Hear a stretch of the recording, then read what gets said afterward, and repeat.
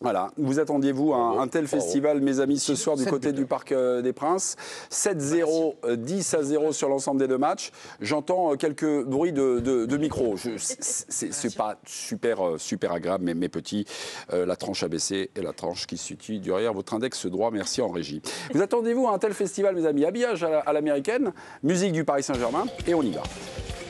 Honnêtement, ce soir, vous attendiez-vous à un tel festival, Mise-en Gomez, oui ou non? Honnêtement? Oui. Non. Monsieur Alonso? Honnêtement? Ouais. Non. Honnêtement, général? Non, honnêtement. Monsieur Moati? Malhonnêtement? Malhonnêtement? Non. Joe Mikou? Ouais, je peux pas dire oui, parce que hier en plateau, j'ai dit que je pensais que ça allait en ronde. Oui. Donc, je suis sur un non aussi. Donc c'est un match? Bah, personne ne s'attendait à Un 7-0? une telle maîtrise. Dans les stats que je vous ai donnés, une victoire 7-0. On ne l'avait pas dit. Donc Non, non. Enfin, certains avaient dit 5 quand même. Oui, 5, oui. Ouais, Quand on voyait la c'est pas pression, 7, hein. quand on voyait la C'est loin. pression que mettait Luis Enrique, donc qui s'énervait parce que ces joueurs donc, ne continuaient pas le pressing qu'il leur a appris ces dernières semaines, finalement, voilà. À la mi-temps, on se disait qu'ils allaient continuer comme ça, mais c'est vrai que je rejoins Joe, ce qu'il a dit hier, parce qu'il fait pas mal d'émissions dans la semaine. Beaucoup trop, il paraît. Non, pour lui, je sais pas. Il n'est pas cher. Est-ce que vous attendiez à prendre du plaisir? Est-ce que vous attendez non pas? Non, on pensait quand même plaisir, comme Joe qu'il y aurait une forme de gestion et qu'à ce moment-là de la saison, vu ce qui s'était passé au match aller, voilà, qu'il y aurait un Paris Saint-Germain qui allait en marquer peut-être 1, 2, voire 3, mais qui ensuite allait un peu jouer tranquille, piano. Bah, c'est pas du tout ce qu'ils ont fait. C'est absolument incroyable. les efforts que tu vois encore À 10 minutes de la fin, on voit encore Hakimi faire des courses sur son aile alors qu'il joue tous les matchs ou quasiment de la saison du Paris Saint-Germain. Et voilà. Luis Enrique, ça en a fait des guerriers. Jérôme, c'est un match comme ça, une raclée qui nous fait dire ou qui vont nous faire parler des progrès du Paris Saint-Germain? Moi, je ne l'ai jamais vu ça depuis très longtemps. Où souvent on disait, ce PSG-là, quand le match est facile, ça s'arrête de jouer. Enfin, il y a eu le débat 10 fois ici, où d'ailleurs on se disait, même nous en bas, au bout d'une heure de jeu, le débrief il va être long. Là, j'ai envie de les féliciter, parce que même si effectivement Brest a rendu les armes et ils n'ont pas été heureux, ils auraient mérité de marquer un petit but, le poteau, le machin. Mais autant d'intensité, on va dire, on arrive le premier quart d'heure, où tu ne sais pas trop comment te situer. Mais les courses que je vois à la 85e, quand tu mènes 6-0, bah, honnêtement, ça fait très longtemps que je ne l'ai pas vu. Un sérieux pareil, une application pareille, une intensité de tous les instants, un sérieux, une discipline. La discipline de cette équipe, quand tu mènes 6-0, moi, franchement, c'est un progrès incroyable. Honnêtement. Tu peux dire ce que tu veux. Les adversaires ne sont pas très forts en ce moment. Nanana. Cette discipline-là, et qui nous manquait, je trouve, au PSG pour atteindre un niveau peut-être supérieur, honnêtement, c'est grande félicitations ce soir. Jo, dans ces soirées passées racontées par Johan ou par été Jérôme, moi, monsieur. Jérôme. Ouais, Il y a un J. Ouais, mais je J. Le J. Ouais, Jérôme, ok, vous avez compris, je suis désolé. Vous avez des comparaisons à l'époque avec le Bayern. Oui. La différence entre... Oui, non, mais notamment, c'était le Bayern. On se souvient du Bayern qui continuait. S'il fallait mettre 7 buts, s'il fallait mettre 8 buts, et tchac. Ils en sont à ce stade. Oui, c'est ce que Luis Enrique a réussi, moi, je trouve, à faire. C'est ça, c'est-à-dire que même un match sans grand intérêt, entre guillemets, il arrive quand même à mobiliser tout le monde. Et quand je dis tout le monde, c'est vraiment tout le monde. C'est-à-dire que ce n'est pas juste les 11 qui jouent. Les mecs qui rentrent sont dans le même registre. C'est-à-dire avec la même intensité, ils amènent exactement ce que lui, il attend. Et c'est vrai qu'il a mis un peu de temps pour nous servir ça, mais je trouve qu'il y a une intensité, il y a plus de courses. On a vu au niveau des distances, mais surtout plus intense. Mais c'est plus intense quand même. Et voilà, et après c'est juste, techniquement ça devient vraiment très très fort, on l'avait souligné sur le match aller. Donc il y a vraiment une cohésion et tout le monde joue ensemble, je trouve. Voilà, tout le monde fait les efforts les uns pour les autres.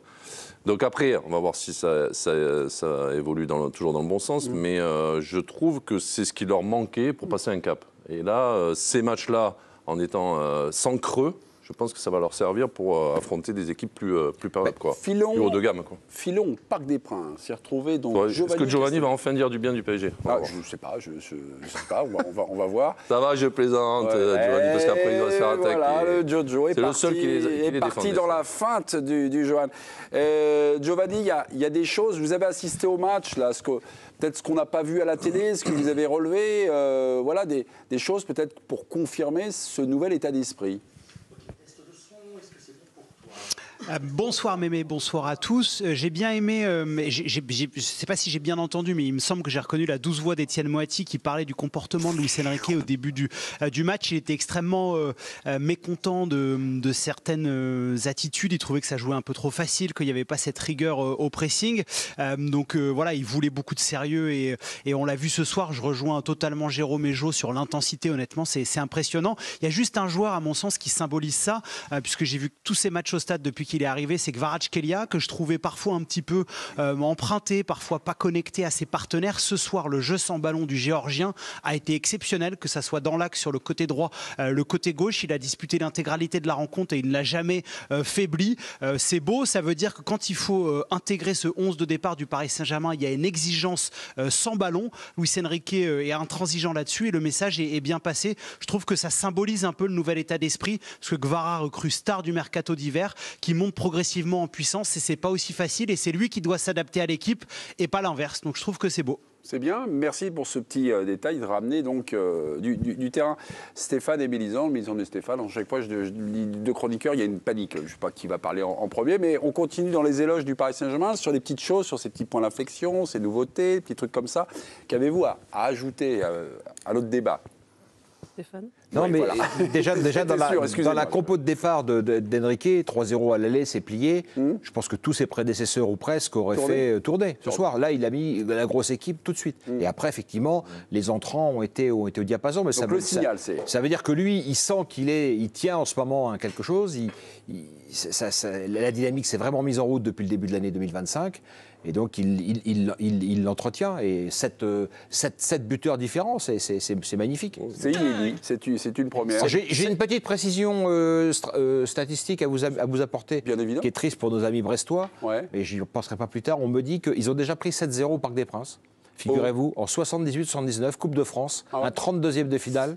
Contre Bastia. Pourquoi s'est-il joué au Parc des Princes? J'en ai aucune idée. Ouais. Mais ils avaient pris 7-0 contre Bastia au Parc des Princes. Mais les 7 buteurs différents, c'est encore un truc qui valide Luis Enrique. C'est ce qu'il répète depuis le début quand Mbappé est parti. Donc il a assuré à tout le monde. Et c'est vrai qu'on souriait quand même un petit peu que ce n'était pas un souci, que tous les joueurs allaient marquer beaucoup plus. Si on souriait, c'est qu'on n'y croyait pas, ou peu. Oui, en tout cas, c'était qu'on attend de voir les 4 buteurs à 15 buts. Ouais. C'était forcément une perte énorme. D'ailleurs, ça allait, puisqu'on va parler tout à l'heure du match de Kylian Mbappé, donc ça reste un immense joueur. Mais en tout cas, il a validé le fait que son équipe, tout le monde pouvait marquer et que les 3-4 joueurs à 15 buts, il les aura en fin de saison. Justement, il y a de la joie en général sur ce débat-là. On accompagnait donc ce débat de cette question. Paris, est-ce qu'ils sont plus forts sur Mbappé? Vous savez, là c'était. On peut le refaire si vous voulez. Mais ce soir, c'est compliqué à dire. On en revient à notre petite question là. Paris, plus fort sur Mbappé ou pas? Est-ce qu'ils ont progressé? Est-ce qu'ils ont ce soir dire ça, vu le match d'Mbappé, c'est quand même compliqué. C'est un raccourci un petit peu malhonnête. En novembre, on faisait. Mais pour être honnête, oui. C'est pas parce qu'il est parti qu'ils sont plus forts. Mais ils courent plus en fait. C'est parce que c'est une équipe qui défend ensemble, qui attaque ensemble et qui ne le faisait pas. Mais pas que avec Mbappé. Hein. C'est un mal qui datait de l'RQSI, de cette politique aussi entretenue par la direction du club, par peut-être un manque d'exigence au quotidien, dont on parlait d'un manque de culture aussi, de la gagne, d'une discipline qu'il n'y avait pas. Et que c'est pas juste le moment du match, sa causerie d'avant-match où il va enclencher une dynamique ou une discipline, Luis Enrique. C'est tous les jours, toutes les heures, tout le temps. Et c'est ça qui manquait à ce club et qu'il a réussi à inculquer. Donc, d'après une exigence et une discipline tout le temps. Donc si j'en crois votre démonstration, ils sont plus forts. Dans l'équipe, ça permet à l'entraîneur d'avoir une mainmise peut-être plus facile au départ, parce que c'est difficile de faire tous les efforts à Messi, à Neymar à l'époque, et que même Luis Enrique, quand il a entraîné Messi, ça a été difficile pour lui de s'adapter. Là, dans l'effectif qu'il a aujourd'hui, il y a moins besoin de ça, parce que ce ne sont pas les mêmes joueurs. Non, mais il a quand même beaucoup de joueurs talentueux quand même, même s'il n'y a plus de grandes stars. Bah si, là, on parle d'Mbappé. Il a réussi à faire un collectif. Ce soir, comment on peut dire que le PSG est meilleur sans Mbappé? On va décrypter tout à l'heure le triplé de Mbappé qu'il vient de mettre avec le Real. Il est revenu à un niveau exceptionnel. Donc si le Paris Saint-Germain avait toujours Mbappé et avait l'exigence que met Luis Enrique, on ne peut imaginer que Luis Enrique... On voit que c'est pas possible en fait. Tu es sûr de ce que tu dis? Moi je suis pas sûr. Je pense qu'il a voulu le faire l'an dernier, qu'il ne pouvait pas, qu'il n'y arrivait pas. Moi je pense que Mbappé est arrivé à un point où il lui fallait un club plus important au niveau de l'ossature, au niveau de la structure du club. Il l'a trouvé avec le Real.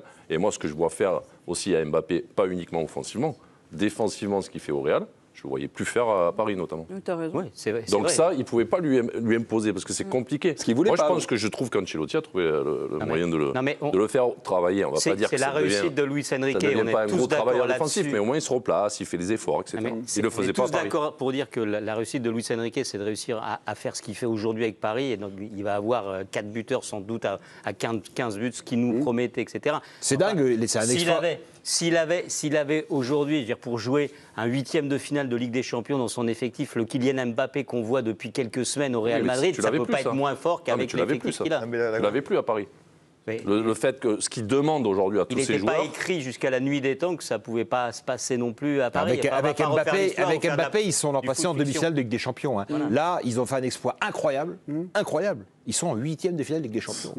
Non, mais après, on parle pas. Non, mais après, moi, mais on ne peut pas parler football contre Brest. Non, mais je trouve que c'est réducteur. Les amis, vous mettez un stop, on ne peut pas parler foot. Non, mais je trouve que c'est réducteur de dire, ça fait demi, ils sont en 8e de finale. Après, il y a aussi ce qu'on voit sur le terrain.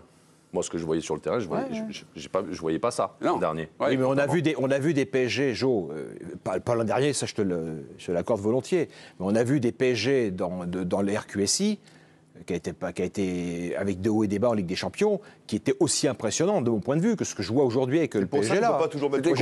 Moi, j'ai commenté des années de Ligue 1 où tous les samedis c'était carnaval, hein.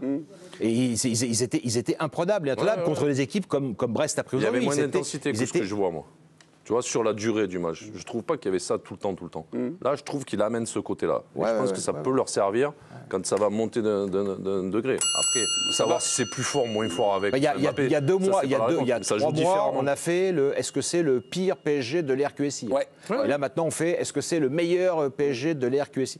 On est comme ça. Bah oui, mais on est changeant. Non, c'était pas il y a 2 mois. C'était pas il y a 2 mois, c'était quand il y a eu des matchs d'Arsenal. C'est en septembre. Stéphane, c'est des résultats. Nous, on s'adapte aux résultats, on s'adapte à ce qu'on voit. Bien sûr. C'est une science molle, le foot, mes amis.